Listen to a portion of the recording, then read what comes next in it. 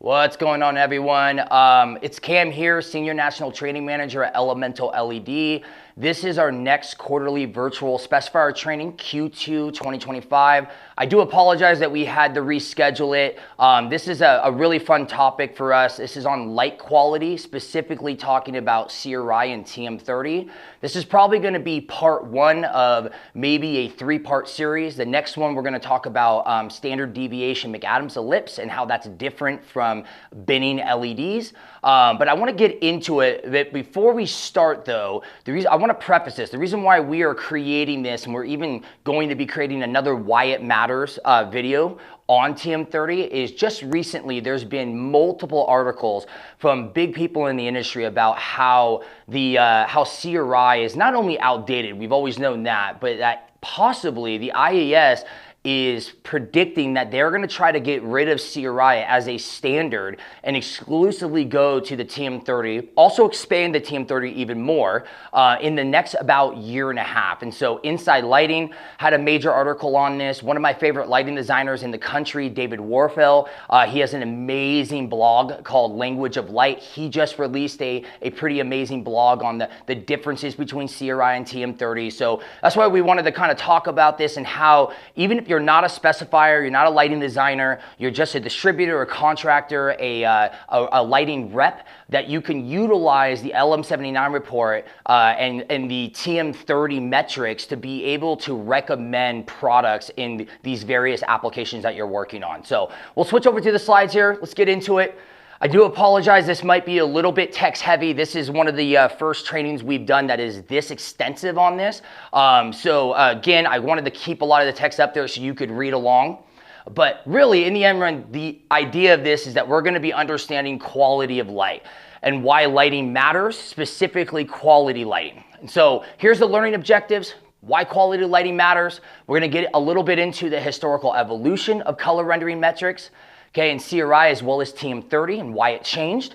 We're going to talk about the strengths and limitations of CRI, okay, so everything from the RA values, how R values work as well, and how they also fall short and don't tell the whole picture, as well as the key components of TM30. So RF, fidelity, RG, saturation, which really just means fidelity is hue, saturation is vividness, and then the color vector graphic. Really another way to say it is color shift visualization, a new tool that people are utilizing on color quality to be able to recommend and specify the correct products for the correct applications. And then at the end, we're going to talk about how we can apply all of this knowledge, all of these basics to evaluate lighting options. So why quality lighting matters? To me, these are some of the major pillars, health, comfort, productivity, safety.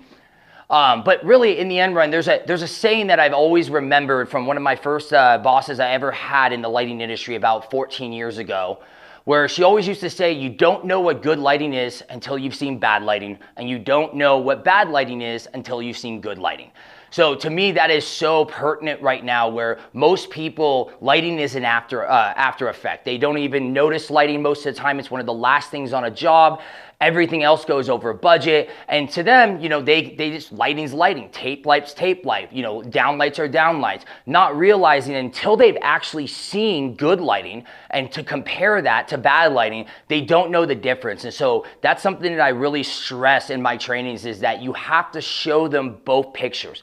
You can't just show them the very, very best lighting. They don't have anything to compare to. And so to me, talking about the major points between good lighting and poor lighting, okay, so good lighting is balanced and even. Okay, accurate color representation. Enhanced detail. That's the point of lighting, is to be able to enhance the different architectural details, the feature points that your customers and clients care about. So a slat wall or a textured wall, when we bring lighting to that, now it draws the eyes and the attention of the viewer to that architectural detail. A flat wall, not nearly as important to light up. But something like a textured stone wall, once you bring light to it, or a countertop, like an onyx countertop, have you ever seen an onyx countertop? It looks beautiful without light, but it completely is transformed when you backlight it underneath. Completely transforms that stone. Pleasant ambiance. We've all been there, especially if you're in the lighting industry. You can walk into a space. My friends do it all the time. They'll have all the lights super, super high and bright. And as soon as I start to play around with it and dim it down, you can just see the difference. They feel the difference. They'll even say, I didn't know how, wow, now I feel much more calm and relaxed when watching a movie. Task appropriate as well. This is a big one, making sure that we're bringing light to areas and spaces where we are performing tasks. Glare-free and comfortable. This is a huge one that we're seeing as a trend. Is now indirect lighting is becoming more popular than ever. Even getting the light out of your eyes. It used to be just, now we'll try to get rid of the dots and have dotless light. Now we're seeing shelves and in retail spaces where they don't even want a dotless linear light going across the shelf. They want it to be recessed in with an angled lens so that the light is always away from your eyes. And in poor lighting, the opposite, harsh shadows, uneven distribution, color distortion. We've all been there. My wife recently had to buy a bridesmaid dress, and she tried it on at the dressing room. She thought it was the correct blue. She came back to our house where we have better lighting, and it was completely different than what she thought it was when she was in the dressing room. So color distortion is very, very big, specifically even in just choosing different products, produce, retail spaces. Glare and reflections, trying to always get the light out of your eyes. And we see this all the time with bad lighting.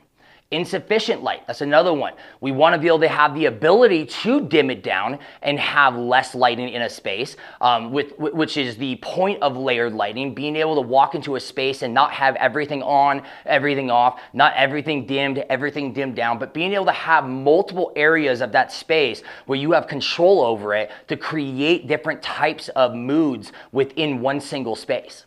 Unpleasant artificial tones as well. This is a big one too. Really, really bad lighting, specifically bad LEDs. It just looks artificial. It does not feel good. It's unpleasant. So the major ways on how lighting affects an everyday environment to me is obviously physical comfort, okay, mood, mental clarity, safety, performance. So for example, with physical comfort, poor lighting, it leads to eye strain and fatigue and headaches. Flickering or glaring inducing lights can cause that discomfort, while soft and balanced lighting promotes easy during prolonged tasks. Or another one is I always focus on is performance. So like in both office and educational settings, well-designed lighting improves concentration, it reduces errors, and it enhances productivity. So like studies show that dynamic lighting aligned with circadian rhythms can help maintain higher energy levels throughout the day. So that's another big one is people, when you have really good lighting, you can feel the difference. It gives you that mental clarity. It gives you more energy. And then when you need to have that energy turned off, you can also control that, right? And bring down that energy level with lighting as well. So another big one that I always try to focus on is that lighting shapes perception, in my opinion. So lighting reveals that texture and form. So I have some examples here like directional lighting. So directional lighting can create those shadows that help define texture, depth, and dimension. So angled spotlights.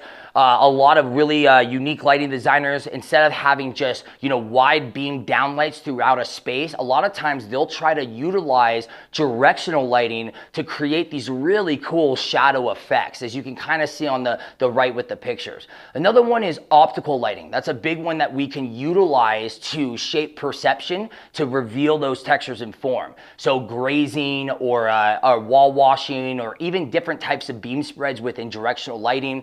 But it really elevates the LED fixtures from simply just being bright, being refined and comfortable and purposeful in how they deliver the light. So it minimizes glare, since you're actually having a specific beam spread. That targeted light, it sharpens the light as well into a specific area, and it also just creates visual drama and focus. So the analogy I wanted to use, it's like adjusting the contrast on a photo. Lighting gives form and definition.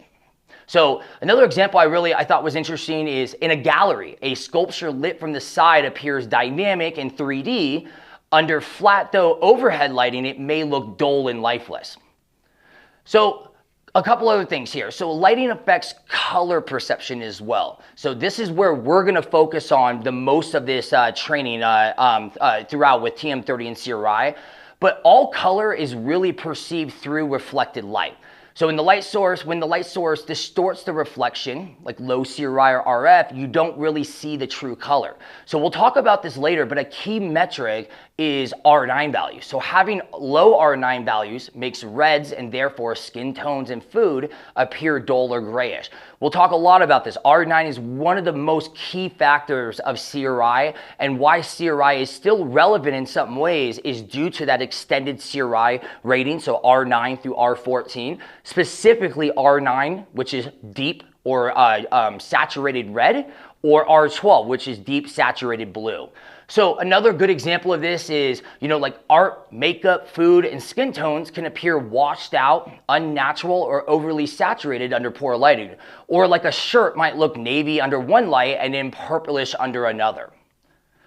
So another good one that I always like to talk about is that lighting shapes spatial perception. So I found these really cool pictures. There's actually a lot of articles and blogs and research online on how lighting can completely transform the same space. So for example, the one on the bottom right picture, just by having a little bit of overhead lighting, just a little bit of overhead lighting on the left, and not filling even the entire ceiling, it gives it where it almost looks like it's a little bit deeper in some ways. So it's very interesting the way you can utilize lighting to control those spatial perceptions. So brightness and contrast and gradient lighting, that might influence how large or small a room feels. Layered lighting, so obviously the three pillars of layered lighting is ambient lighting or general illumination, task lighting, which is really a form of general illumination, but where the beam spread and the targeted light is focused into a specific area.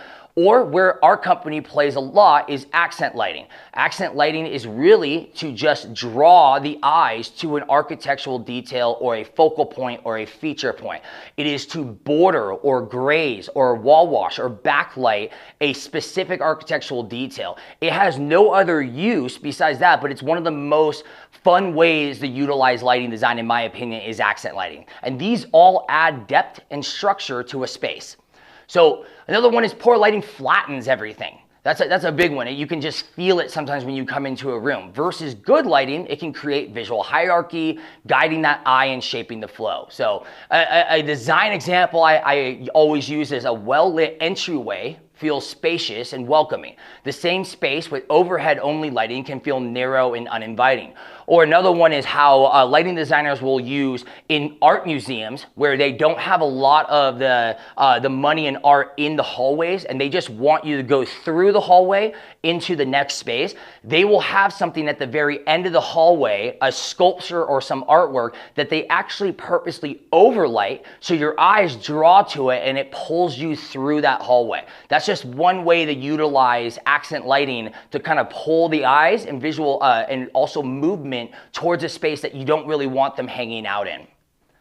And then also lighting defines emotional tone. So we all know this, different CCTs, right? Like warm, soft lighting feels cozy and intimate. So that's more ideal for homes, restaurants. And then you have cool, bright lighting, feels energizing and alert. So that's more ideal for offices or classrooms. So the same space can feel inviting or it can feel sterile, spacious or cramped, depending on the lighting design. So think about how a candlelit dinner feels versus eating under a fluorescent. Completely different game changer. To me, when I walk into a restaurant and I have the interrogation lights on, you just know that they're not doing it right. It doesn't feel good. Versus I've been to restaurants where really the only light that they had was little tiny table lamps at each table, and it was very low lit, but it was perfect for those restaurants and that ambiance. Okay, sorry, 1 second here. There we go. So let's get into the history of color rendering metrics. So from CRI all the way to TM30 and why it changed. So I apologize for the text on this. I just wanted to give you a little bit of a background on the origins of CRI, really the beginning of color fidelity standards. So it was developed by, I'm not going to say the French name, they're also known as the International Commission on Illumination. This is crazy to me that they were established all the way back in 1913. And really, they're the leading international organization that focuses on things like science and art of lighting. okay, and in color vision and photobiology. So it develops and publishes standards, technical reports, and recommendations. So really when they started formally publishing things and making standards was really in 1965. But as you can see, 1965 all the way back then to start CRI, CRI has been around for a very, very long time. Very long time. And so context to this is it was really developed during an era that was dominated by incandescent and fluorescent light sources. So CRI was really never meant to be utilized as a metric for LED lighting. And that's really because it aimed to help lighting designers compare color fidelity across different light sources. But we'll talk about it here in a second, why LEDs and with that narrow band white light is just, it's different in how you measure it. It's not telling the whole picture with CRI. So you can see here with CRI, back in the day, you know, it was the average, as you can see with fluorescence and standard metal halides were not good CRI, around the 50 range. Then there were 60. Then when LEDs first came out, still the standard was 70 CRI.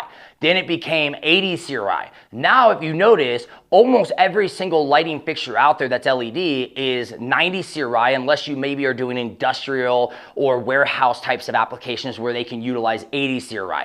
Now, notice this though, you can go on Amazon and get 50 cent a foot tape light and it's 90 CRI. You can go to Home Depot and get $2 LED light bulb and it's 90 CRI. How is the 50 cent a foot tape light 90 CRI and then our Blaze tape light is 90 CRI? But if you see them side by side, which we showcase here in our training room, especially when people go, oh, you know, I don't think it makes that big of a difference, we tell them to go put their hand under it. And we have this other tape light in there, we won't name names, and their hand looks yellow and sickly. It has a weird tint.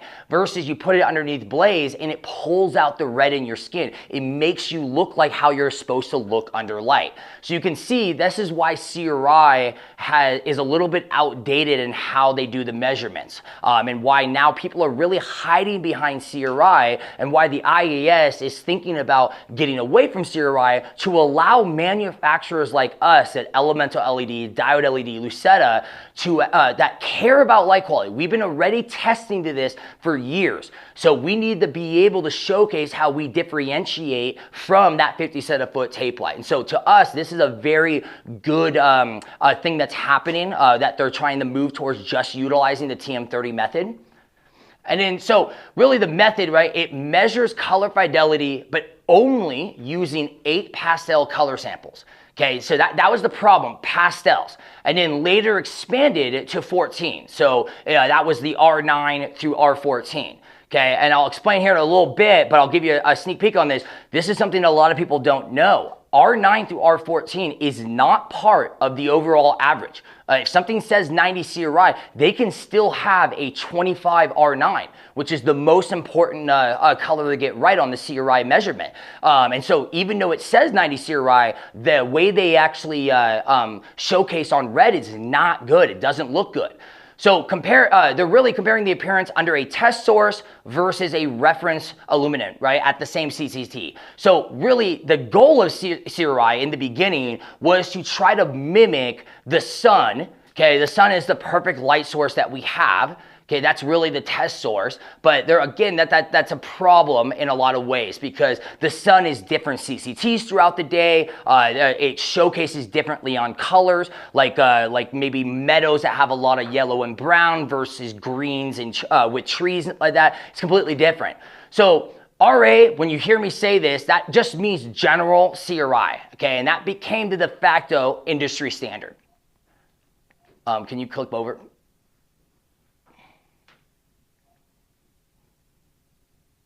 There we go. So this is this is R1 through R14. So you can see strong red is R9, and then you have strong yellow, strong green, and strong blue. Those are the most important colors to get right. But again, they're not included in the overall average of CRI. Okay, so the early limitations. So why was this a problem even in the beginning? It really lacked a measure for saturation or what we call gamut or chroma. So also it was really had weak performance for narrowband LEDs and non-white light sources. So that was a big problem.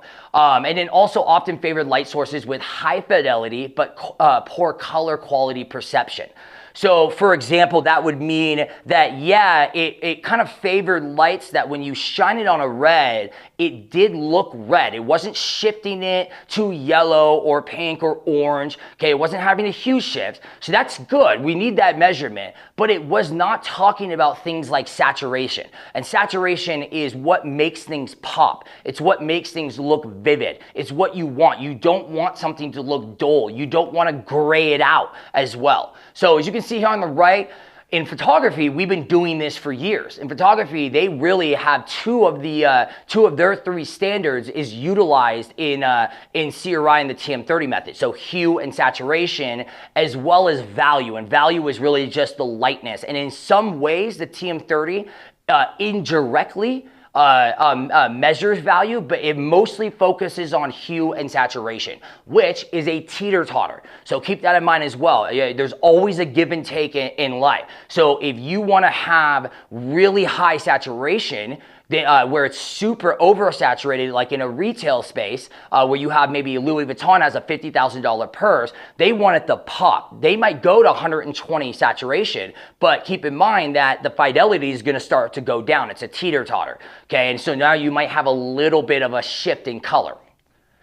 So evolving needs, why CRI became obsolete. So really, as LEDs and other new technologies emerged, the limitations of CRI became very clear to us. So CRI did not reflect subjective and visual experience, so color vibrancy. It only assessed a narrow pastel-based color palette. That was a huge problem. It didn't have any saturated colors. It was inaccurate for non-standard spectral distribution, so that is like LEDs is really what that's saying. And then could mislead specifiers into thinking poor quality light was accurate. That was the biggest issue. So you would think something that is 90 CRI was going to be great for this retail space, but really the saturated red and saturated blue were absolutely atrocious, and so it doesn't look good. So the picture on the right is actually a snippet from David Warfell's blog titled, right, CRI Going Out of Business. It's kind of an interesting blog. I will try to share that maybe in the email that we send as a follow-up. If you're not checking out that blog, I strongly suggest it. It's called The Language of Light. It is taking extremely complicated lighting design topics and then breaking them down into little 5-minute digestible reads. He is awesome, one of my favorite lighting designers out there, so strongly suggest that Language of Light.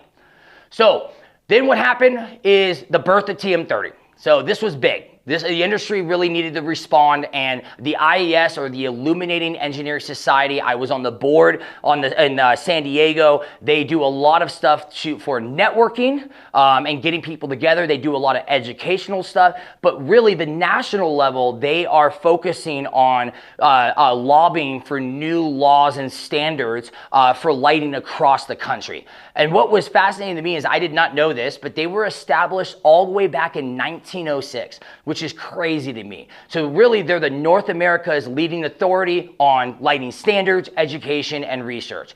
And when they introduced TM30, that was about 10 years ago. So 2015, you don't really have to worry about the updated TM30-18. It has very, very small, slight changes that really don't affect our everyday lives and specification of lighting. But it was updated in 2008 as well. 2018, sorry. So the goal of the TM30 is to provide a more accurate, flexible, and definitely comprehensive system for evaluating how light sources render color. So not just fidelity, but also the appearance and the vividness too. So very, very important. So it's also taking a sample case of colors that are not just 8 colors or 14 colors. There's 99 colors, as you can see on the top right. And these 99 colors all have letters attributed to them. And for example, like the A, 1 through maybe 8 or something like that is like paint colors. Then they have textile colors, printed plastics. They have all these different types of real world materials that you can test to. And you can even, as a manufacturer, request to test to different unique types of materials as well and still provide a TM30 report on that with Gamut and Fidelity. So really interesting on that, giving manufacturers the customization specifically on large projects to be able to test their light sources to even unique materials that are going to be prevalent in that project. So I don't want to be negative about CRI. We have needed it. Okay, it's been around forever though. It is, at least we had some type of metric. So I want to make sure we still touch on the strengths but also the limitations of CRI. So how our RA and R values work and where they really fall short in the end run. So the strengths of CRI, it's easy to understand. It's a single score, it's intuitive, it's widely recognized, it's even now becoming recognized in the layman, meaning that like my mom, it was a funny story about 6 months ago, she called me all excited that she went to Home Depot and bought a LED light bulb, and she was like, honey, it was 90 CRI. God bless her soul, she doesn't know you can't get less than 90 CRI. But it was in her mindset, she understood why it mattered to have good light quality. Another big strength for it was that it was standardized by the CIE. So it was established global credibility, had credibility and consistency. And it's still useful for basic comparisons. So quick, simple types of non-critical applications, it can be useful. But I would say that strength has even gone away now, because back in the day when it was in the 80s and early 90s, you still had options between 70, 80, and 90 CRI. Now, pretty much everything is 90 CRI. So how do you change 90 CRI or above? So really, is 90 versus 95 that much of a difference in the mindset? That's a hard one. So that's why even that one has really kind of gone away, that strength. So you can see it over here on the picture, the color rendering index. So really what they're just showing you is that kind of 95 to 100 is excellent, 90 to 95 is good, and then now you really don't see anything less than 80. So around 80 to 90 is just standard good. It's okay, it gets the job done. So, and then the limitations of CRI, as you can probably I've already hinted at, too few color samples, okay? So only based on 8 colors that were pastels, and then they're not really representative of real world objects. So like wood, skin, saturated fabrics, textiles, paints, like I was talking about with the 99 colors of TM30. It also ignores key colors. So pastels is just a color or multiple colors mixed together with white mixed in there as well. Okay, so it washes out. It's not a good standard to utilize for when you're trying to make colors pop, but also make sure that you are not hue shifting those colors. And so important saturated colors like R9, like saturated red, saturated blue are excluded from these RA calculations. So a light score can be 90 CRI, but it could have 10 R9. Remember, R9 and R14, R9 to R14 is not included in the average of the RA CRI, which is R1 through RA. So you can see how this was a problem, and yes, they did allow you to go on LM79 reports and see the individual ratings all the way R9 through R14. But a lot of people, that are just choosing lights or, don't care too much about light quality, they're not going and reading LM79 reports. And so they're just seeing that it's 90 CRI, not realizing that it's going to look absolutely horrible on their skin and almost most colors out there, because if you can't get saturated colors right, you don't have good quality light. So also another one was that it was outdated test methods. So it was really, again, developed for incandescence, fluorescence, and not modern LED spectras. So, and then a couple more things: no saturation or hue shifts accounted for. Okay, you didn't have it could be very misleading. So like 2 lights with the same RA can produce very different color appearances, but also there were no visual tools. So that's the big thing we're going to talk about later with TM30 is that there are some really cool, unique visual tools that are almost like the clip notes without having to go deep dive into the LM79 report. You can quickly look at the color vector graphic and see, okay, we have a lot of woods in this project. A lot of woods, softer colors like reds, oranges, browns, things like that. We're using tans and all those types of colors. So when you look at the color vector graphic, you want to make sure that you at least don't have undersaturation, okay, which with the arrows going underneath, we'll see that later. But you also want to make sure that the arrows are not going to the left or right and having hue shift by the reds. Now, the cool thing about the visual tool is maybe you do get a little undersaturation with the blues and greens. Well, if you have a project with soft colors, you now don't have to focus nearly as much on that and can focus on just the part of the color vector graphic that is talking about more of the softer colors like reds, yellows, oranges, browns, things like that. Okay, and so I do want to have a second to talk about R9. If you don't know about R9, you haven't seen it, it's going to be like the red Ferrari. I'm going to call it out for you, and now you're going to start to see it on all of these major competitors of ours that are utilizing R9 as well. So now, a lot of our manufacturers out there, you can just go to their website, not even their spec sheet, just the website product page, and they will have things like 90 or 95 CRI, comma, then they'll do something like 90 R9. Okay, because R9 is by far, if CRI still sticks around, R9 is by far the most important color to get right, but also the most difficult. So it is one of those extended color rendering values in the CRI system, and it really specifically measures how well a light source renders strong, saturated red tones. So the R9 value is not included, again, in that general CRI, which only scores R1 to R8. So you can see it there. Again, they call it strong red, but I like to use the word saturated reds. If I'm choosing color changing in my project, if I'm doing DMX with a bunch of different color changing products in a project, I almost always tell the installer or whoever's gonna program it, if you wanna create like a Christmas scene and use red, greens, and whites, don't use pastel reds and pastel greens. Take out the white and create saturated reds and saturated greens. It looks so much better in my opinion. And then why R9 matters. So it really measures strong saturated red renderings, but it's also a key color not included in the standard CRI score. So it's essential for things like skin tone, so appearing healthy and natural, healthcare, okay, accurate renderings of blood and tissue, retail and food, so different clothing, meat, produce, cosmetics, and then also art and museum lighting, so like red pigments and realism and things like that. There's a bunch of other stuff like that I have in my notes, but for example, for skin tones and complexions, a low R9 can make the skin appear dull, grayish, or lifeless, especially noticeable in healthcare, retail, and portrait photography. Or another one for like residential warmth and visual appeal. So things like warm and inviting lights in homes benefits from rich red rendering. So if you want to have good ambiance in your dining rooms, your kitchens, your living areas, you need to have a strong R9. That makes sense.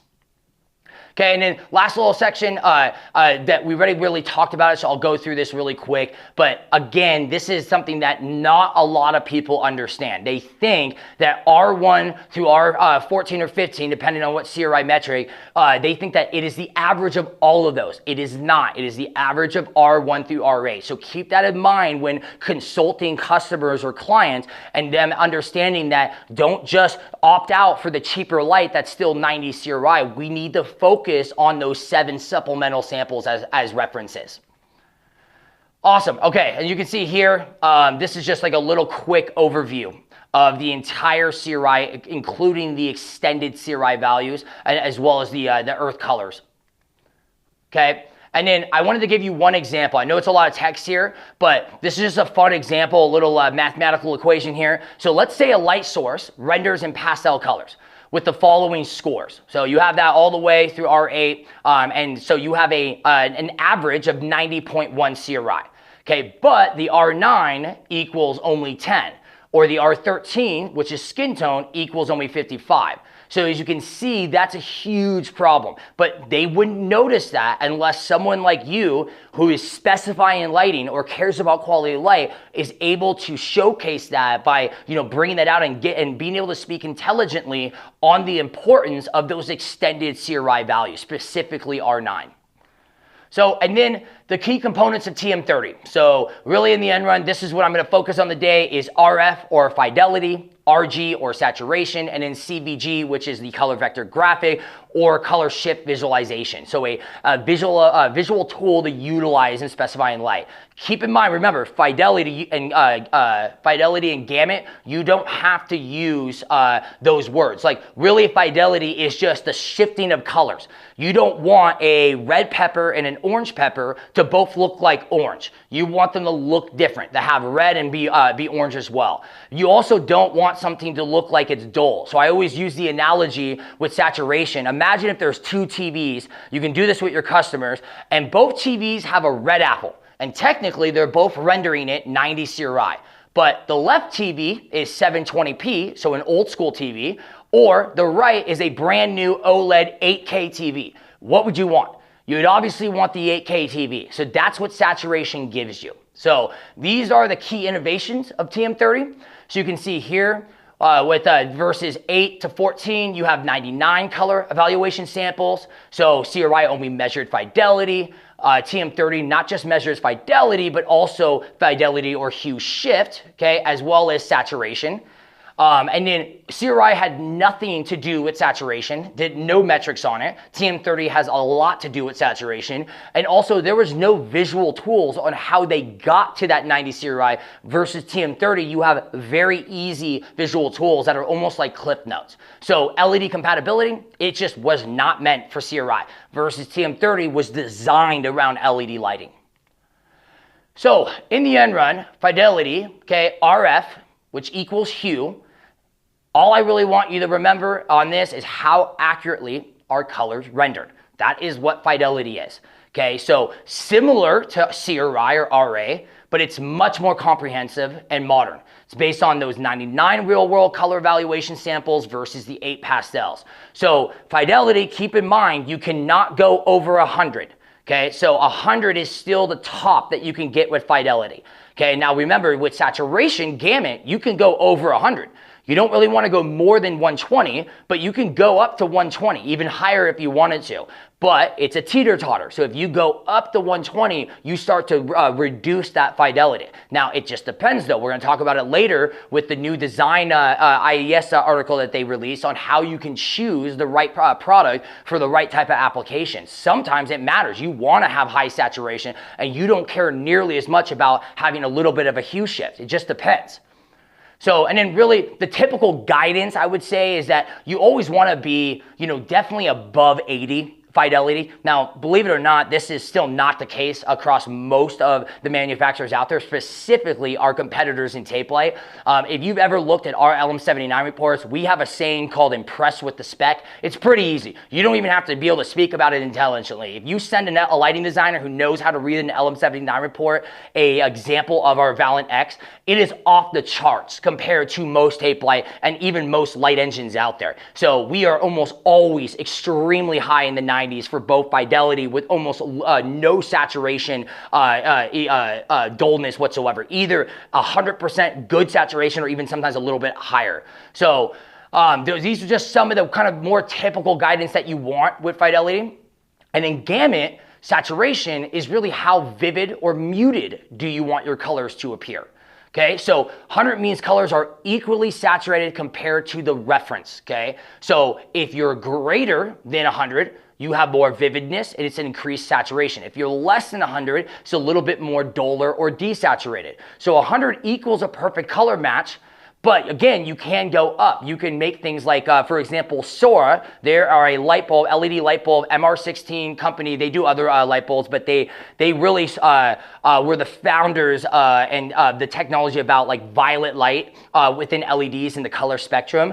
And they have a series called the Vividness series. Okay, and all that is increasing saturation to about 120. Okay, so it makes things look like it pops. Okay, but best Again, saturation though is best used in combination with fidelity. You want to always be looking at them to make sure that you have both accuracy in the color, but also vibrancy as well.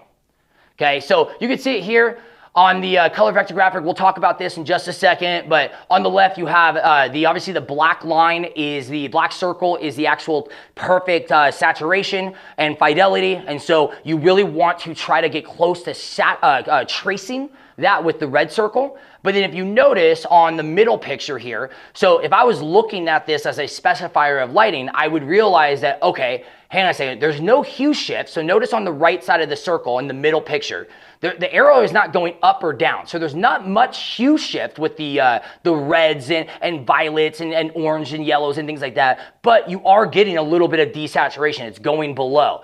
Versus the one on the far right, you can see is a style of saturation where they are trying to really increase the red, which is sometimes very important in a space. As you can see on the picture on the top right, now the pillow pops a little bit more, the orange pillow pops a little bit more, all the artwork pops just a little bit more, the wood. So that's really how you can use saturation to kind of transform spaces. Okay, so examples, retail lighting might benefit from, around 100 in saturation.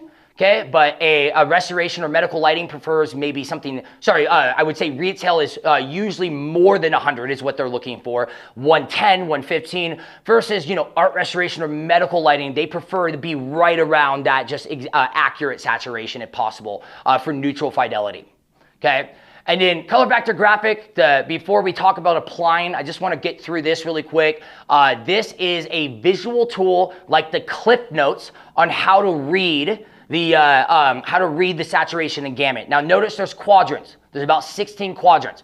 Okay, later down in the LM79 report, you can actually get the breakdown of each quadrant. So it's actually R1 through R16, not to be confused with R1 through R14. It's not CRI. They're just giving you a breakdown. Instead of having those 99 colors that you see in the top right, they're breaking down those 99 colors into 16 quadrants is really what they're doing. But when you look at this, okay, you have that black circle, you have the colored polygon, which is the arrow. So then outward bulges is more saturation, inward contractions, right, is desaturation, and directional shifts are hue distortion. So here's another example. So an inward arrow, right, it's low saturation. Then you have sideways arrows on the middle. You can see that it's shifting the hue from those different colors, and then outward arrows are high saturation, okay? So utilizing this as a tool, you can provide you a visual map of how a light source impacts color appearance.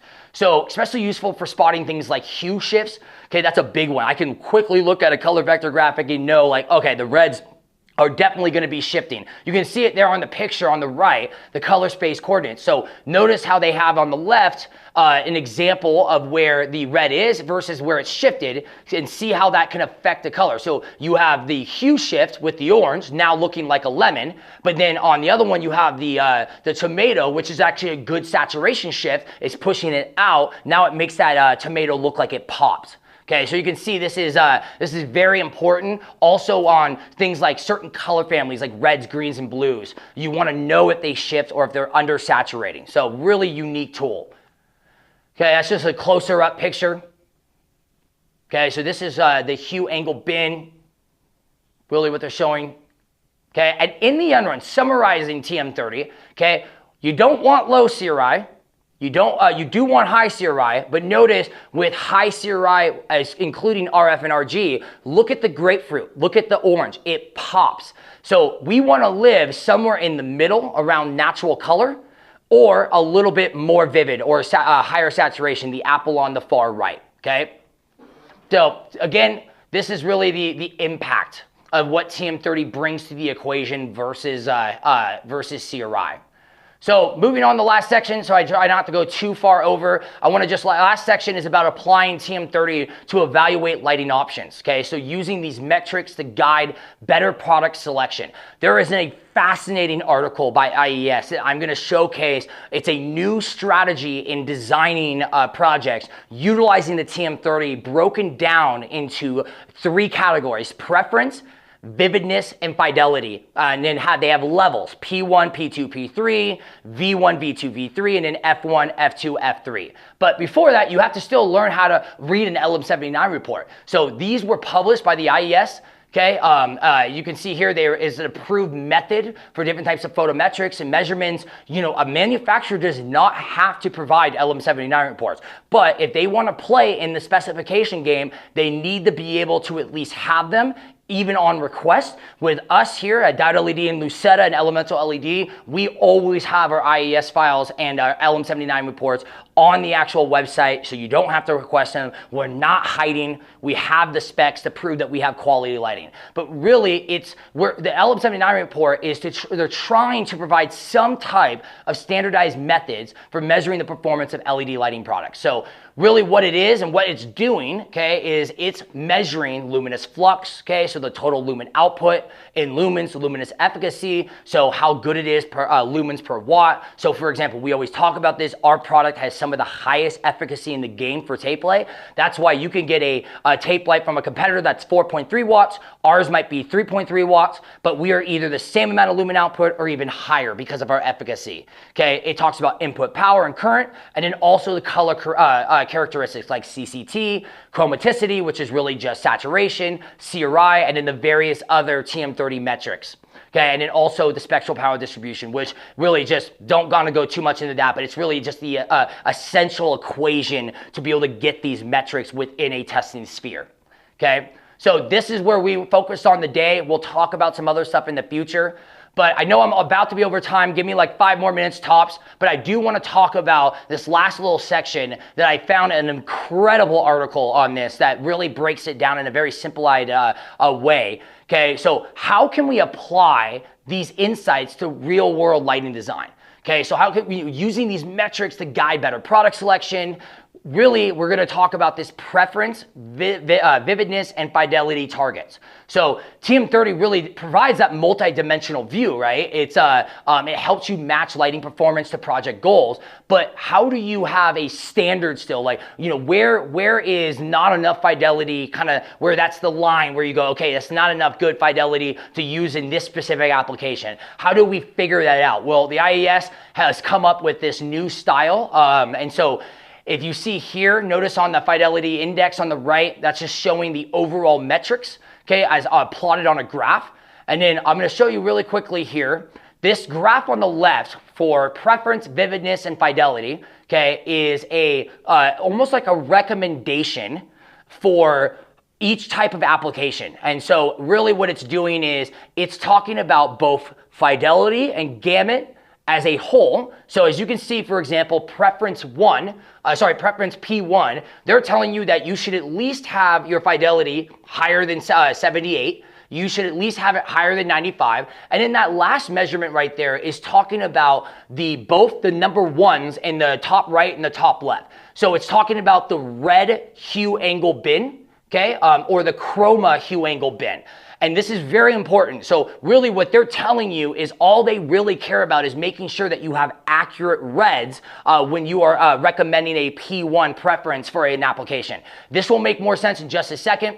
Okay, give me 1 second here. Okay, so preference, right? It's really enhancing the visual appeal. Okay, and so I'm not gonna go too deep into this, but really it focuses on the subjective evaluations of the pleasantness of a space, the naturalness of a space, and the acceptability of a space. So it aims for that lighting that 90% of people find acceptable in P1. So P1 is the highest. It's ideal for settings like retail, hospitality, residential spaces, where visual appeal is paramount. How it feels is paramount. Versus P2, it's more subjective evaluations, okay, more of moderate preference. It targets more of 80% of people, and it really is applications, you know, that have a broader range of requirements where you don't need the very highest, best lighting out there, okay? And then you have P3, okay? This is where it doesn't matter nearly as much. So this is for things like warehouses and things like that, where you don't have to have the best fidelity and gamut, if that makes sense. And then going through these quick, because I realize we're over time here, but you have also vividness. Okay, so vividness addresses subjective evaluation of the color and its vividness, saturation, and vibrancy. Then you obviously have V1, V2, V3. Okay, and I want to get to the end here. Then you have Fidelity, which then measures the match between a test light source and its reference, so the color shift. And you also have F1, F2, and F3. Okay, and then in the end run, this is where I wanted to end it.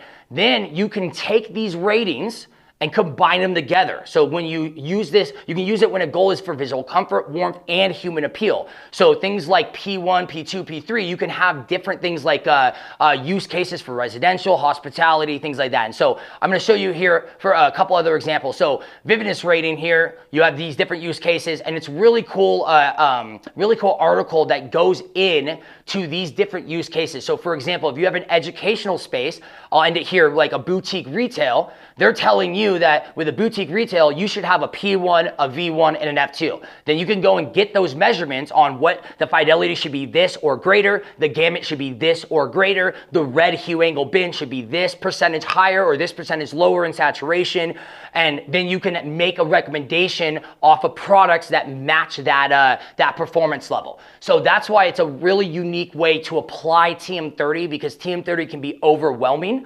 And so this is a cool new thing that IAS has brought out in the last 3 years to be able to help you guys. And so I'll link the article to the email. We're gonna end it here and wrap up. And if there is any Q&A, I know we did a lot of knowledge, a lot of education here. So I appreciate you sticking through with me. If you do have any questions, please let me know now. If not, you can always follow up with training at Elemental LED, or training at diodeled.com, or training at lucetalighting.com. So Ted, do we have any questions? We have no questions. Awesome. All right, so I hope you found that useful and valuable. This is just scraping the surface of TM30. I know it was a lot, but this is the standard. It's coming. We need to become comfortable with speaking about it, utilizing it in specifications. So I appreciate your time. I will see you on the Q3 2025. We'll probably be expanding this series, getting into things like binning and SDCM and some of these other metrics that are very important for specifying quality light. So with that, I'm Cam, Senior National Training Manager at Elemental LED, and I'll see you on the next one.